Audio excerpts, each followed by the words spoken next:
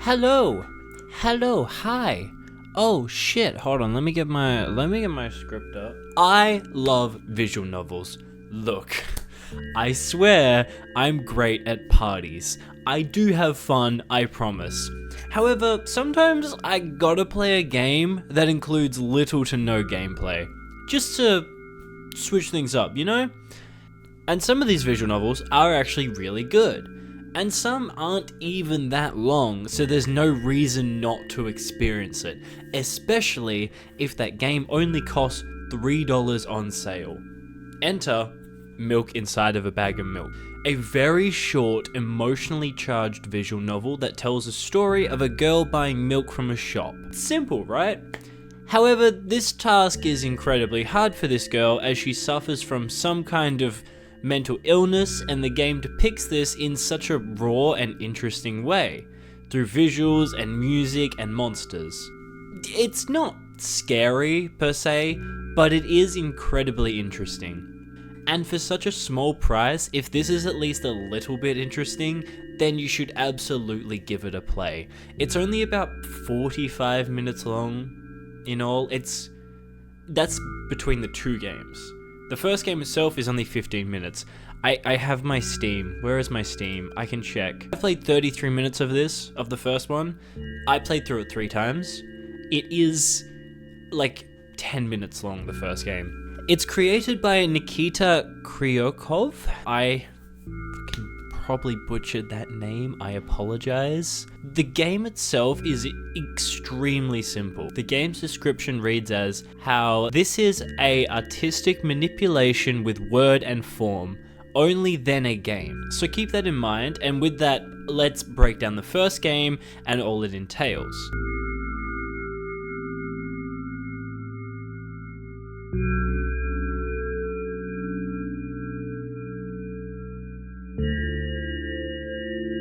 Milk Inside a Bag of Milk follows a young girl just trying to buy some milk, as I've explained. However, immediately a few things begin to stand out. For starters, the art style is incredible. It's extremely abstract, with it being hard to make out exactly what's going on. And then there's the music.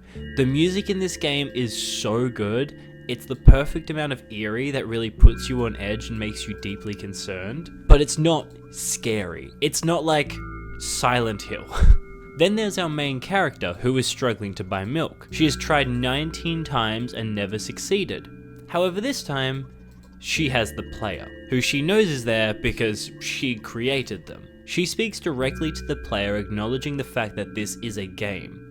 Not because it is literally a game, only she sees her life as a game because it helps her cope and deal with the world around her. And if she's the main character of a game, that means there's a player for her to confide in, seek reassurance from, and as the literal player as well as the metaphorical player inside her head, you can pick the responses you want to give her to either help or hinder her process in buying said bag of milk. Because the player is inside her head, it gives the impression that every choice you are given is a thought she is having, and the ones you pick are the thoughts that are given the most attention. Which means you can pick some very bad thoughts and prevent her from achieving her goal of buying milk. Traveling down the road, she immediately forgets what she's heading off to do.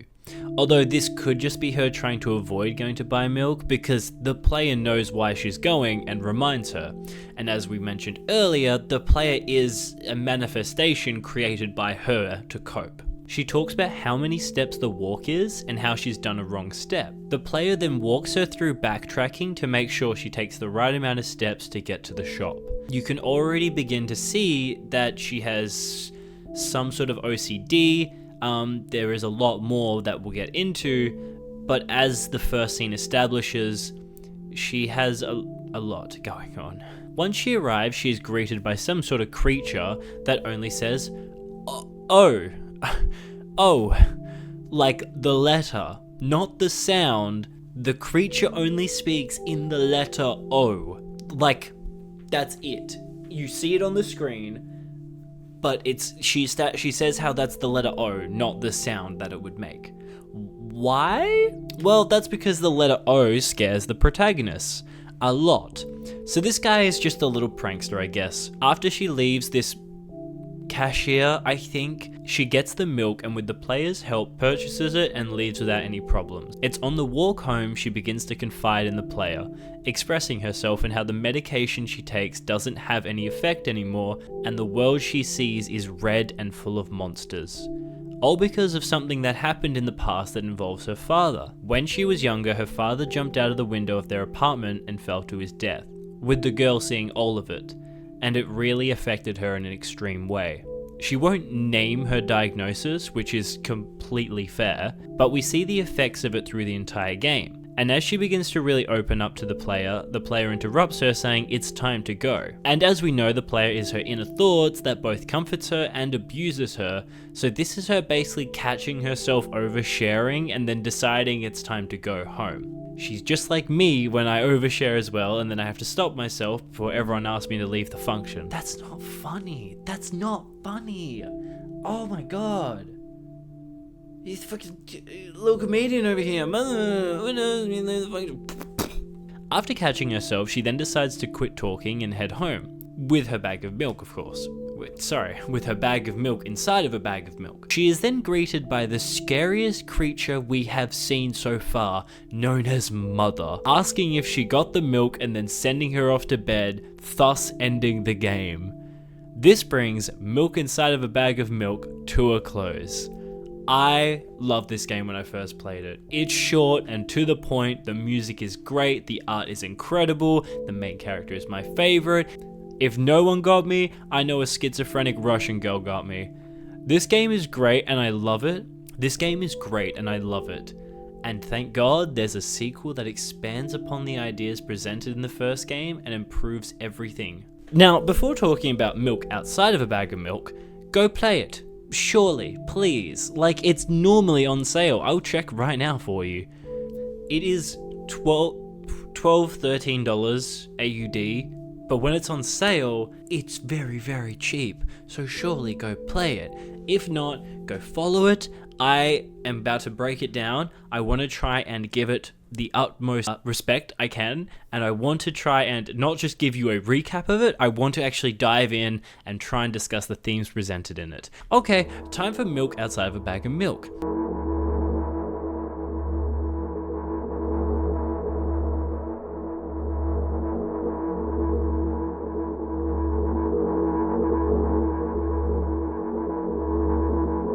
The next game picks up right after the first game ended, and we get to see Mother again, which is always nice. Right off the bat, we get a cutscene which summarizes the events of the first game, which is really, really cool. It is a fully animated cutscene of the events of the first game. It skips a lot because, you know, it's a cutscene, it's just a recap, but it is done so well. It's like the first time we get to see this world through a different lens than our protagonist. She sees the world in red and monsters, but this cutscene immediately just shows how normal everything is. You play the first game, you're like, wow, okay, that was kind of trippy, that was weird. It was really cool to see this world through her eyes, and then you load up the next game, and all of a sudden it's like, this world is normal. Everything is just normal, but that's not the experience she had. It wasn't normal, but that doesn't mean she's not normal. It just means that the way she sees the world is different to the way it could be presented from someone else's point of view. And then we drop right back in to where we left off, with the world red and the monsters all around. She drops the milk off and faces Mother. Mother then injects her with like her finger, and this causes her extreme pain and anguish, then telling her never to drink milk again. This is because it's established that the protagonist had some milk and she is allergic to milk. I believe she's allergic to milk. Now, this game does leave a lot up to interpretation, but it could be believed that she has some sort of allergy towards milk. It's probably more severe than just like a normal lactose intolerance, and the injection could be her mother using an EpiPen on her, because she talks about her blood boiling and like her heart going a million miles an hour. It could also be something else happened and it's some sort of medication or adrenaline shot. I don't know why it would be an adrenaline shot. That doesn't make much sense. But she takes this medication for some reason, and the mother is seen as like a monster because she's forcing her into this. We then get to see the effort she goes through before bed, and it's rough. She decides to throw out the pill she's supposed to take and then heads to her room. It's possible that these are some sort of medication for whatever's happening inside her brain because she talks about how if she was to get rid of the pills, if she was to take the pills, she would then stop hearing the player.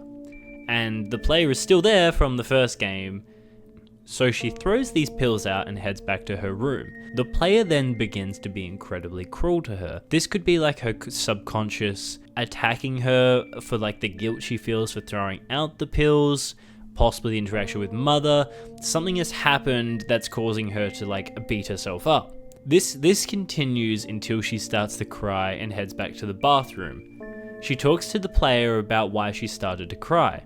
She thought she might be finally able to take control of her life after going out to buy milk, and that's why she threw the pills away. But she's still struggling. It's baby steps. You may think doing one thing is a fix-all to your solutions, but doing that helps, but it's not the end. It's just the beginning. Buying milk is a step in the right direction to leaving the house. We learn very soon that she doesn't go out, she doesn't go to school, she doesn't talk to people online. Going to get milk is a massive step for her, but it's only the first step. She still has many, many more to take.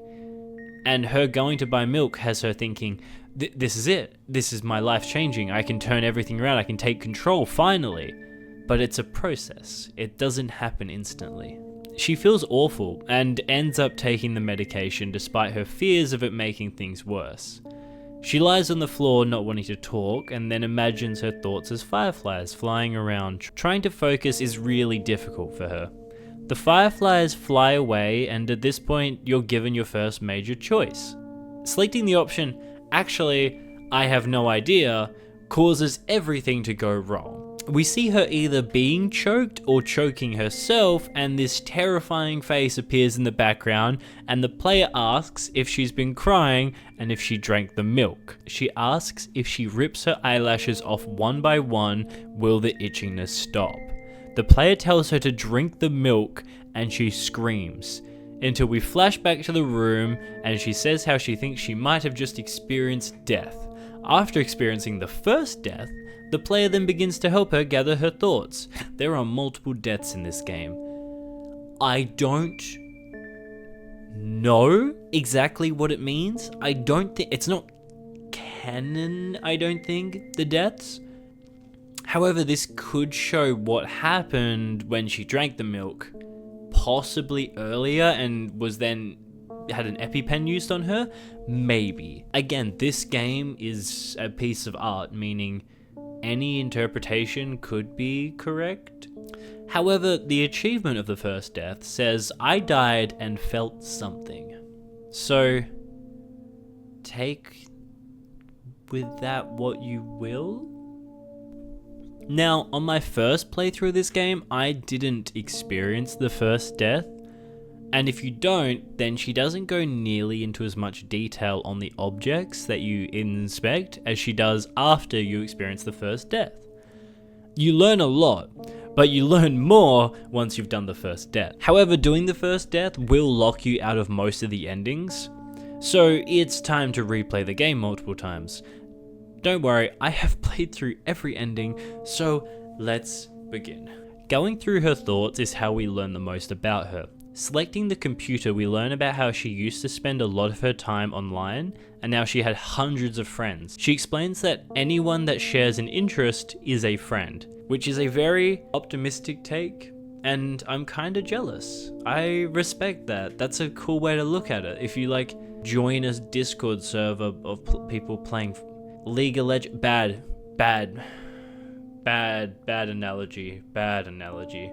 Join a Discord server of people playing Limber's Company, and all those people share the interest with you. That's like a group of friends. That's hundreds of friends. Although, I wouldn't say I see it that way, but that's a really optimistic outlook. She also says how it doesn't matter if they don't actually know she exists or not, and how no one online is real. They're all just bots. Which is still like a really interesting way to look at it. Because like, how do you know that anyone that you're talking to is real? But she still believes that they're her friends, which is really nice. Until we're getting there. Sure, it's kind of dumb and not at all real, but it's an optimistic outlook.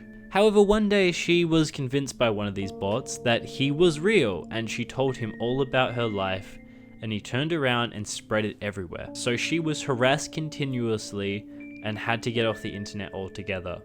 This is a running theme where she tries to enjoy things and have hobbies, and it always gets ruined in the end. She has a sketchbook that she refuses to draw in because if she fills up the pages, she'll need to buy a new one, and that would mean she would need to take the bus. And of course, we now know that she only just managed to go buy milk, and that only involved walking. So taking the bus is very much out of the question. The school bag allows her to go into depth about her last day at school. She begins by saying her father picked her up and they went home, had dinner with her mother, and then they all went off to their separate rooms. Immediately, this is interesting because they each have separate rooms, making me think there is something going on between the mum and dad. However, going deeper, she finally explains the truth. If you continuously ask her what happened on that final day, she tells her father dragged her kicking and screaming out of school. They went home in silence. He bought milk, and mother wasn't home. She hates mother, and we can guess that this is the night her father threw himself off the balcony and caused everything with her seeing him below. This is the same balcony that is outside her very room. Every day, she looks out that window and sees the balcony her father threw himself off. I don't know why her mother hasn't made her change rooms. I don't know why she's forced to stay there, but every single day she's reminded of where she watched her father kill himself. After collecting the fireflies, she herself can then head to the balcony. And if she does, she will do the same thing and jump. This is her second death, after which she feels nothing. I think the deaths are her imagining death, as the game actually doesn't end when she dies. She just acknowledges it and moves on, making me think this is her fantasizing about dying. After the second death, we get our first ending, the normal ending, where she goes to sleep and dreams of accompanying a boy to the shop to buy milk. I think this might be either her imagining a memory that she had as a child of her going to the shop with a parent of hers, but from the perspective of her as the parent. And maybe she's finally understanding like a memory where she sees through her father's eyes. Possibly. In the shop, she is belittled and talked down to because of how the boy is acting. She then leaves with the boy and he says how she's not helping him at all. At this point, she wakes up with tears in her eyes. I think it's a memory of hers and she sees this memory through the eyes of her father. I don't know about that one. It's a little rough. It's interesting for sure. This then brings us to the end of the game. One of the endings, ending Magas? I don't know how to pronounce it. The endings seem to be dreams. The dream she has is affected by what she experienced in that playthrough. The second ending, known as Telef, is when you get on the phone. She wanders around while texting an automated pizza delivery service. She lets out all her thoughts into this message bank. She explains how the world is empty and she doesn't belong, and yet she is full of thoughts. The thoughts fill the world up, and yet the world around her is still empty. This ending it's melancholic. I don't know if I use that word right. It really shows a girl with no one to turn to, no one to help her, and yet she still attempts to reach out, even though there is no one around to help her. She ends up on the train tracks with the sound of a train behind her, and then she wakes up. She wants someone to be there for her. She wants to reach out. She has no one to turn to though. And this dream is a manifestation of that, with her attempting to reach out to anyone, even a pizza delivery automated text. That's all she has. She has no one else she can reach out to. She talks about how alone she feels in this world.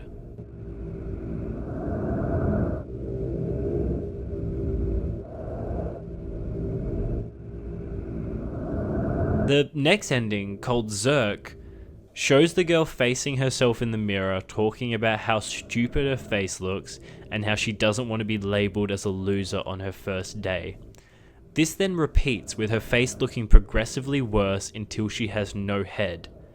Then to a face where she actually says how good she looks, and finally when she looks at the back of her head, and then she wakes up. This dream is even more confusing. My own idea is that this is the manifestation of her own body dysmorphia and the exaggerated ways in which she sees herself in her reflection. Every time she looks in the mirror, she's more distorted, still saying how stupid she looks, and still on the first day of school. The pressure and stress of not wanting to be branded as a loser on the first day and be stuck with that label, and having that rely on your face, which you don't have all that much control over, is really torturous. It's traumatizing. And eventually seeing your own head missing and being like, I actually look okay now, is terrifying.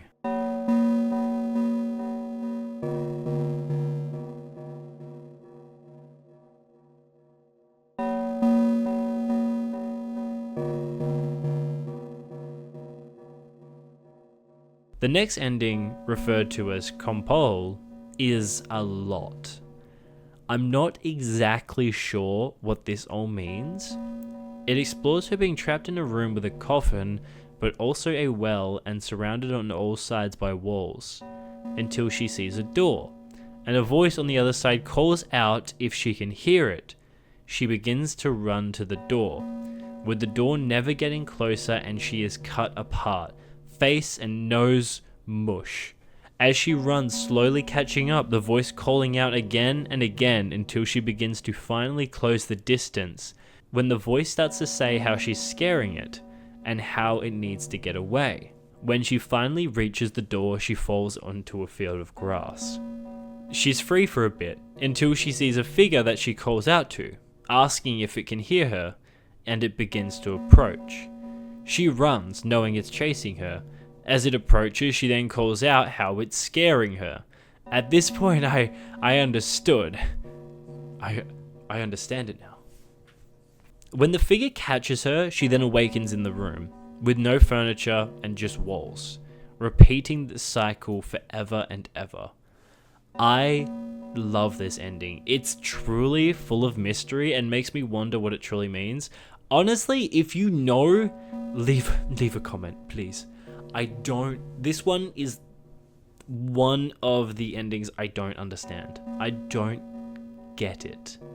I honestly don't know what it means. Like, I think about it and I'm like, I could probably do like a crackpot theory, but I don't know this ending.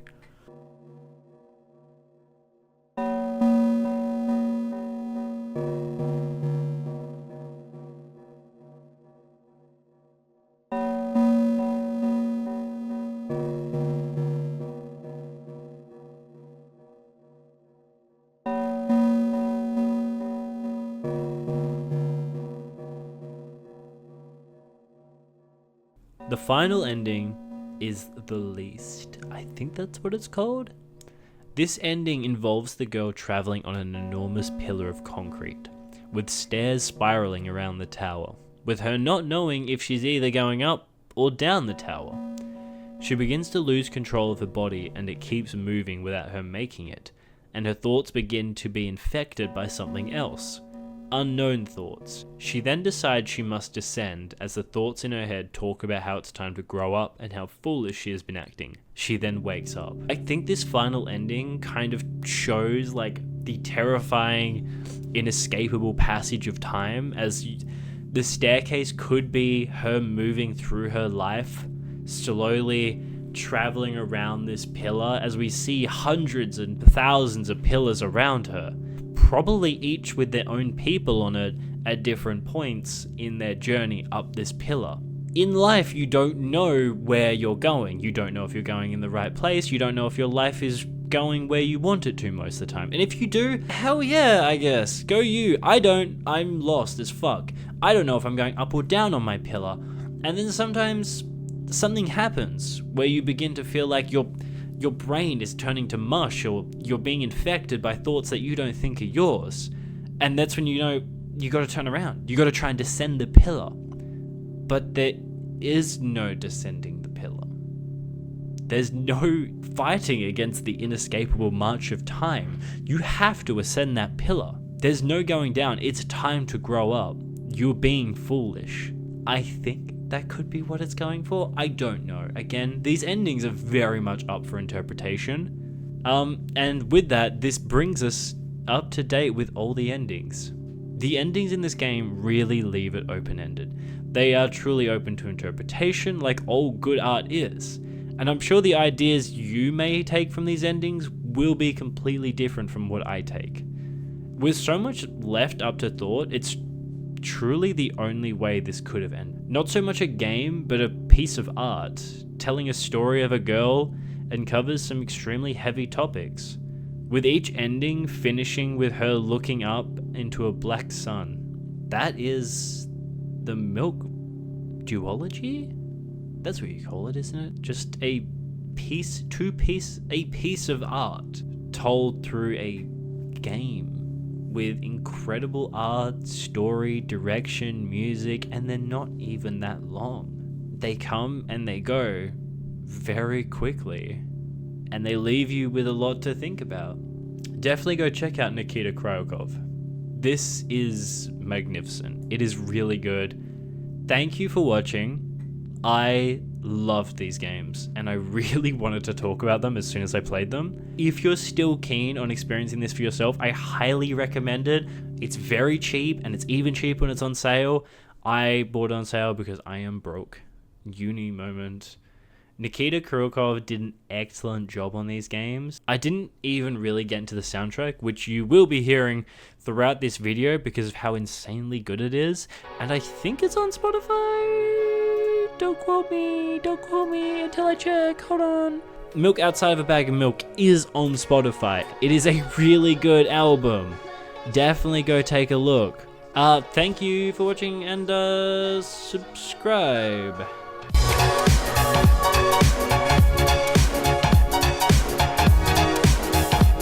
Thank you. This has been a while. I know. My bad. I took a break. I had uni, and then I was like, hey, I'll make a video while I'm at uni. And then uni kind of went, fuck you.